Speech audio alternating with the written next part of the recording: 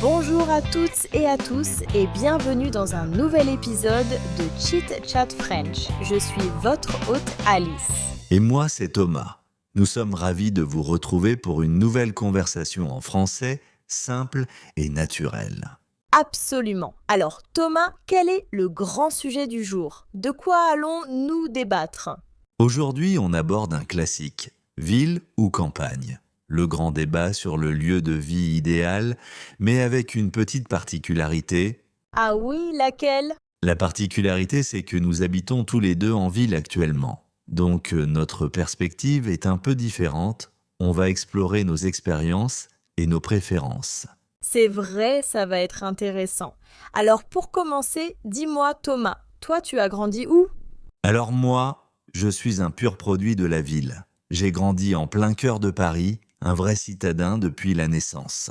Ah oui, carrément Paris. C'est l'expérience urbaine ultime, j'imagine. Et ça a forcément forgé tes préférences. Totalement. J'ai toujours aimé cette effervescence, le fait d'avoir tout à portée de main, de ne jamais s'ennuyer. Et toi, j'imagine que ton histoire est différente? C'est l'opposé exact. J'ai grandi dans un tout petit village à la campagne, le genre d'endroit où il y a plus de vaches que d'habitants. Donc pour moi, la ville, c'était une découverte, quelque chose que j'ai choisi plus tard pour les études et le travail. C'est fascinant comme nos expériences de base sont différentes. Et aujourd'hui, nous vivons tous les deux dans une ville.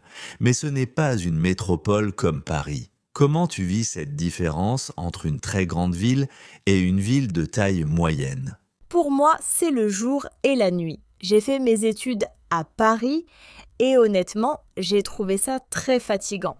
Le bruit constant, la foule dans le métro, le stress. J'aime beaucoup Paris pour un week-end. Mais y vivre, c'était trop pour moi.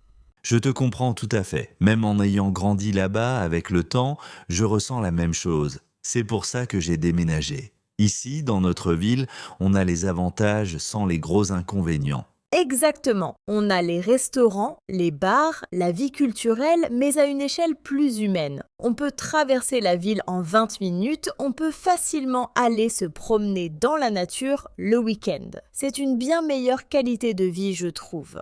Oui, c'est le compromis parfait, en quelque sorte. À Paris, tout est extrême. La beauté, mais aussi le bruit, la pollution, le coût de la vie. C'est une ville qui demande beaucoup d'énergie. Une ville moyenne est plus douce. Et pourtant, même dans cette ville douce, je trouve que la vie sociale est très différente de celle de mon village. Là-bas, tout est spontané. On passe chez un ami à l'improviste. Ici, il faut tout planifier des semaines à l'avance pour un simple café. C'est vrai, mais cette planification te donne accès à une diversité incroyable. La semaine dernière, je suis allé à un cours de cuisine japonaise. Le week-end d'avant, à l'ouverture d'une galerie d'art. Ce sont des communautés basées sur des intérêts, pas juste sur la proximité géographique. Tu peux vraiment trouver des gens qui partagent de tes passions, aussi spécifiques soient-elles. Je vois ce que tu veux dire. C'est juste une mentalité différente. Mes hobbies sont plus solitaires et liés à la nature. J'adorerais pouvoir partir en randonnée en sortant de chez moi sans avoir à prendre la voiture pendant 1 heure pour trouver un sentier. C'est une simplicité qui me manque. Et toi, même si tu aimes la ville, est-ce que parfois tu ne rêves pas de calme et de verdure? Si, bien sûr. Surtout en été, quand il fait très chaud, l'idée d'avoir un jardin, d'entendre les oiseaux le matin, ça fait rêver. C'est une image de vacances. Mais pour la vie de tous les jours, j'ai peur de m'ennuyer. Toi, ta campagne, elle ne te manque pas trop? Elle me manque terriblement parfois. Le calme, l'espace, l'air pur. J'ai besoin de retourner voir ma famille régulièrement pour me ressourcer. Le contact avec la nature, c'est quelque chose qui est ancré en moi et qui me manque au quotidien en ville. Tu parles de te ressourcer, mais pour moi, le silence peut être une source d'angoisse. Le bruit de la ville, c'est le son de la vie, des opportunités, des rencontres. Ça me rassure, ça me dit que je ne suis pas seul et que le monde est en mouvement. C'est drôle, pour moi c'est l'inverse. Le bruit de la ville, c'est une charge mentale constante. Le cerveau doit toujours être en alerte, il doit filtrer des milliers d'informations à la seconde. Les klaxons, les sirènes, les conversations des passants. À la campagne, mon esprit peut enfin se reposer. Ce n'est pas du vide, c'est de l'espace mental. Et il y a les odeurs aussi. L'odeur de l'herbe coupée après la pluie, celle de la terre humide en forêt, ce sont des choses simples qui ancrent dans le présent. Ça me manque. Et parlons argent. À Paris, mon loyer pour un petit studio mangeait la moitié de mon salaire. Ici, pour le même prix, j'ai un appartement bien plus grand. Même le café en terrasse est moins cher. Cette douceur, elle est aussi financière. Absolument. Et à la campagne, la différence est encore plus spectaculaire. Pour le prix d'un petit appartement en ville, on peut avoir une maison avec un jardin. Le budget alimentation diminue aussi quand on a accès aux marchés locaux ou à son propre potager. C'est une liberté financière énorme. Je comprends. Et quels sont les inconvénients de la campagne dont tu te souviens, qui t'ont peut-être poussé à partir ? Le plus grand inconvénient, c'était le manque d'activité, surtout quand j'étais adolescente. L'impression que tout se passait ailleurs. Et puis la dépendance à la voiture. On ne peut rien faire sans voiture. C'est une contrainte énorme. Oui, c'est vrai, j'adore le fait de pouvoir tout faire à pied ou à vélo ici. C'est une forme de liberté. Alors, penses-tu que tu pourrais retourner vivre à la campagne un jour ? C'est la grande question que je me pose en ce moment. Pour l'instant, ma vie est en ville et ça me convient. Mais je pense beaucoup à l'avenir et notamment à la question d'avoir une famille. Ah oui, ça c'est un facteur qui change toute la perspective. En quoi est-ce que ça influence ta réflexion ? Eh bien, j'imagine mes enfants.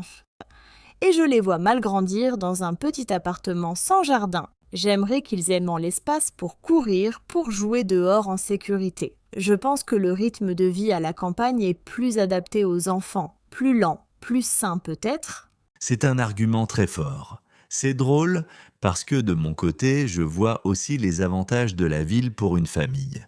Il y a un grand choix d'écoles, de nombreuses activités sportives et culturelles pour les enfants, les musées, les parcs.